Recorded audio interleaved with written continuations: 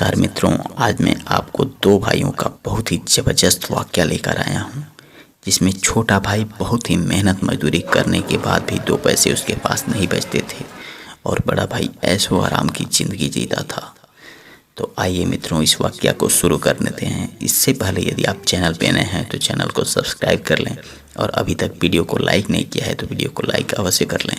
किसी गाँव में दो भाई बड़े ही मेहनत मजदूरी करके अपने घर का गुजर बसर करते थे, जिसमें छोटा भाई बहुत ही ज़्यादा मेहनती था। वह दिन रात काम करता था, लेकिन बड़ा भाई उसके काम का फ़ायदा उठाता था और वह चैन से आराम से घर पर रहता था। लेकिन फिर भी छोटे भाई के पास पैसे की तंगी आ जाती थी और उसे बार बार पैसे मांगने के लिए बड़े भाई के पास जाना पड़ता था। ये चीज़ उसे अच्छा नहीं लगता था, इसलिए उसने सोचा कि हो सकता है मेरा यहाँ पर काम नहीं बन पा रहा है, मैं क्यों ना किसी दूसरे शहर में जाकर अपना भाग्य आजमाऊं। इसलिए वह अपना घर छोड़कर बाहर निकल गया। रास्ते में जाते हुए वह एक राजा के महल से गुजर रहा था कि वहाँ उसने देखा कि राजा का महल एक तरफ से बन रहा है, तब तक दूसरी तरफ से गिर जा रहा है, फिर दूसरी तरफ बन रहा है, तब तक पहली तरफ से गिर जा रहा है। उसे यह सब देखकर बड़ा ही आश्चर्य हुआ। इतने में राजा की सवारी उधर से गुजर रही थी और एक अजनबी व्यक्ति को इस तरह से महल की तरफ देखते हुए वे अपनी सवारी को उसके पास जाने का निर्देश दिए। वे उसके पास जाकर पूछने लगे कि भाई तुम कौन हो और तुम महल की तरफ क्या देख रहे हो ऐसे आँख फाड़ फाड़ के? इससे पहले तो मैंने तुम्हें कभी नहीं देखा। वह आदमी कहने लगा कि हाँ, मैं अजनबी हूँ, लेकिन मैं देख रहा हूँ कि महल एक तरफ से बन रहा है, दूसरी तरफ से गिर जा रहा है। राजा कहने लगे, इसी बात का तो राज नहीं पता चल पा रहा है, आखिर ऐसा क्यों हो रहा है? उस आदमी ने राजा से कहा, मैं इसका समस्या का हल निकाल कर आऊँगा, आप हम पर विश्वास रखिए। शहर जा रहा हूँ और जब मैं अपने मकसद में कामयाब हो जाऊँगा तो इस समस्या का हल भी लेकर जरूर आऊँगा। राजा कहे, ठीक है, चलो, मुझे इंतज़ार रहेगा। वह आगे बढ़ने लगा। आगे जाते हुए रास्ते में एक तालाब पड़ा। तालाब में वह पानी पीने के लिए आगे बढ़ा। तब तक देखा कि एक मछली वहाँ छटपटाते हुए आ रही है और आकर कह रही है, ये मनुष्य, तुम मुझे बचा लो, मैं अंदर ही अंदर चल रही हूँ। वह आदमी उस मछली को आदमी की भाषा बोलते हुए देखा तो उसे बड़ा ही ताज्जुब हुआ। वह सोचने लगा कि भला यह मनुष्य की भाषा कैसे बोल रही है, ये तो मछली है, यह कोई अजीब बात है। वह उससे पूछने लगा कि तुम्हारी समस्या क्या है?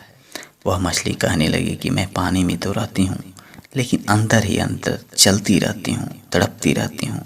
मेरे अंदर लगता है जैसे आग लगी हुई हो, मैं छटपटाती रहती हूँ और इसकी वजह से मेरा रंग भी काला पड़ गया है। उस आदमी ने कहा, ठीक है, मैं तुम्हारी इस समस्या का भी हल लेकर आऊँगा। वह कहने लगे कि हाँ, हमें तुम्हें से उम्मीद है कि तुम इस समस्या का हल ज़रूर लेकर आओगे। फिर वह धीरे धीरे और आगे बढ़ता गया। अगर जंगल बहुत घना होता जा रहा था, वहीं उसे जोर की भूख लगी। तभी उसे आलूजी का पेड़ नजर आया। आलूजी के पेड़ पे बहुत सारे फल लगे थे। वह फल को तोड़कर खाना शुरू कर दिया कि उससे उसका भूख मिट जाए। लेकिन आलूजी का जो फल था वह बहुत ही ज़्यादा कड़वा था, जो उसे खाया नहीं जा रहा था। वह सोचने लगा कि इतने अच्छे फल हैं फिर भी इतने कड़वे क्यों हैं। वह मन में मन सोचने लगा और आलूजी के फल को खाना बंद कर दिया। तब तक आलूजी का पेड़ उससे बातें करने लगा, कहने लगा कि देखो भाई, बहुत सारे लोग भूखे प्यासे आते हैं मेरे पास, लेकिन मेरे फल को नहीं खा पाते। मेरे फल का स्वाद इतना ज़्यादा कड़वा है कि मैं अंदर ही अंदर घुटता रहता हूँ। मेरा फल लगा तो रहता है, लेकिन लोग खा नहीं पाते हैं। हे मनुष्य, तुम मेरी इस समस्या का हल निकालो। वह आदमी कहने लगा, ठीक है, मैं जा रहा हूँ शहर में, जब मुझे समस्या का हल निकल जाएगा तो मैं तुमसे मिलने ज़रूर आऊँगा। ऐसा कहकर वह आगे बढ़ गया। धीरे धीरे सायंकाल का वक्त हो गया था और शाम काफ़ी ढल गई थी, रात होने लगी थी। उसने देखा कि आसपास में कहीं कोई रुकने का स्थान नहीं नज़र आ रहा है। तभी उसकी नज़र एक छोटी सी झोंपड़ी पर गई। वह झोंपड़ी के पास जाकर अंदर आवाज़ देने लगा कि कोई है, कोई है, लेकिन झोंपड़ी से कहीं कोई आवाज़ नहीं आई। फिर वह झोंपड़ी के अंदर गया। अंदर जाकर देखा तो एक महात्मा जी अपने साधना में लीन थे। वह उन्हें बुलाने का प्रयास किया, लेकिन वह इतनी गहरी नींद में थे कि पता ही नहीं चल पा रहा था उन्हें। फिर वह सोचा कि चलो ठीक है, मेरी वजह से इनकी साधना और इनकी निद्रा भंग न हो, मैं नीचे ही पड़ के सो लेता हूँ। वह वहीं नीचे सो गया। अभी उसकी आंख लगी ही थी, तब तक बाहर सरसराहट की आवाज़ सुनाई देने लगी। वह सोचने लगा कि भाई अब रात तो होती जा रही है और सरसराहट की आवाज़ कैसी है। वह जल्दी से उठा और बाहर निकलने की कोशिश कर रहा था। तब तक उसका पैर एक लकड़ी में लड़ा और वह जाकर एक तलवार के पास गिर गया।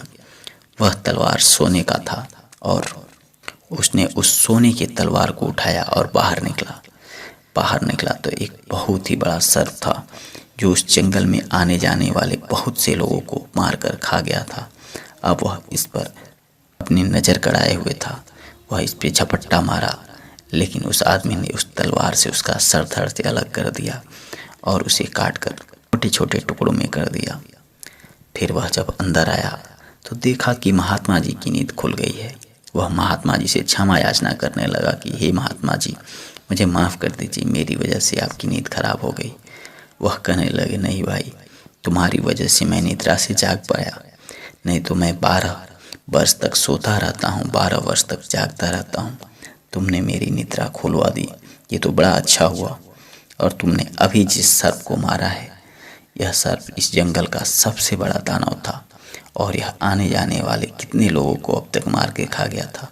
तुमने तो बहुत ही अच्छा काम किया है और अब तुम्हें कहीं इधर उधर जाने भटकने की कोई ज़रूरत नहीं है, तुम्हें तुम्हारी समस्या का हल मिल जाएगा।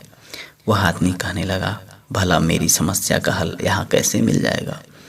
तो उस महात्मा जी ने कहा, तुम्हारे मन में बहुत सारे सवाल भी हैं और तुम्हें रुपए पैसे की तंगी भी है, समस्या भी चल रही है। वह मन ही मन बड़ा खुश हुआ कि महात्मा जी ने उसकी बातें बिना कहे ही जान ली। वह पूछने लगा कि भैया इसका हल क्या है?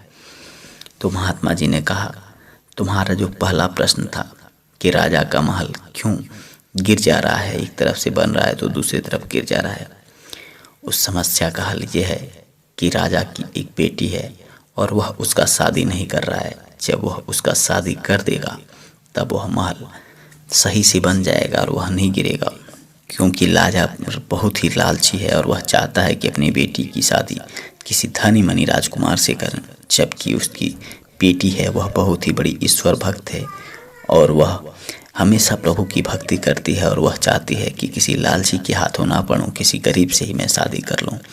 इसलिए राजा को यह बात बताना कि वह अपनी बेटी की शादी कर लेता है तो उसका महल बन जाएगा। फिर वह उस महात्मा से दूसरे सब प्रश्न का जवाब पूछने लगा कि वह मछली आखिर इतनी काली क्यों है।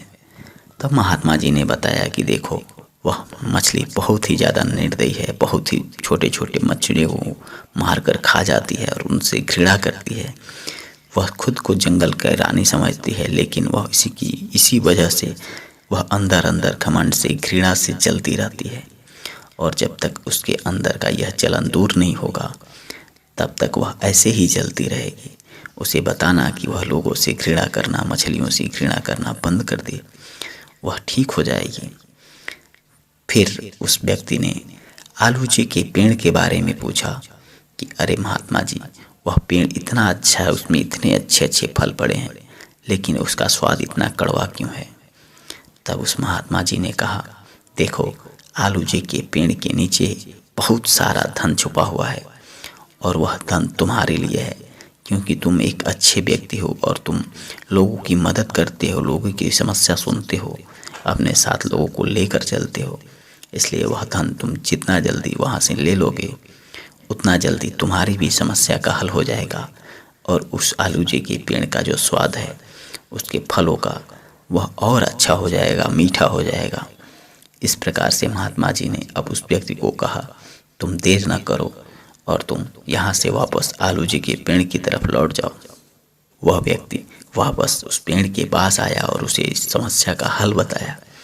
वह पेड़ खुश हुआ और कहा कि हे व्यक्ति, आप जितना जल्दी हो सके आप इस धन को ले लीजिए और मुझे मुक्ति दिलाइए। उस व्यक्ति ने वहाँ से वह बहुत सारा जड़ के पास जो धन छिपा हुआ था उसे ले लिया, लेकिन फिर भी उसके मन में थोड़ा सा भी लालच नहीं था। वह उस धन को लेकर फिर वापस उस तालाब की तरफ से गुजरने लगा। तब तक मछली आ गई और पूछने लगी कि मेरी समस्या का हल लेकर आए क्या? तो फिर उस मछली को उसकी समस्या का हल बताया और मछली बड़े ही प्रसन्न हुई और वह वापस तालाब में चली गई। अब किसी से कोई घृणा नहीं करती थी, सबसे मिलजुल कर रहती थी और छोटी मछलियों को मारकर खाना छोड़ दी। फिर वह धीरे धीरे लौटते हुए उस राजा के महल की तरफ गया। राजा ने पूछा, हे व्यक्ति, क्या तुमने मेरी समस्या का हल लाया? तो वह व्यक्ति करने लगा कि महाराज, आपकी कोई बेटी है जिसकी आप शादी नहीं करना चाहते। महाराज बड़े अचंभित हुए, वह कहने लगे कि तुम कैसे जानते हो? तो उस व्यक्ति ने उस महात्मा के बारे में बताया और कहा कि महात्मा जी ने कहा है कि जब तक आप उनकी शादी नहीं करते हैं तब तक ये समस्या हल नहीं होगी। राजा पहले तो क्रोधित हुए थे, फिर मन ही मन खुश हुए कि चलो इस व्यक्ति ने सही सही कोई जवाब तो दिया। वह कहने लगे कि यह किसी गरीब व्यक्ति से करना चाहती है शादी, और वह गरीब व्यक्ति हमें तुम्हें प्रतीत होते हो और तुम स्वभाव से भी बड़े अच्छे हो, इसलिए मैं तुमसे अपनी बेटी की शादी करना चाहता हूँ। इस प्रकार से उस व्यक्ति की शादी उस लड़की से कर दी गई और वह व्यक्ति वहाँ का राजा बनकर उनके घर रहने लगा।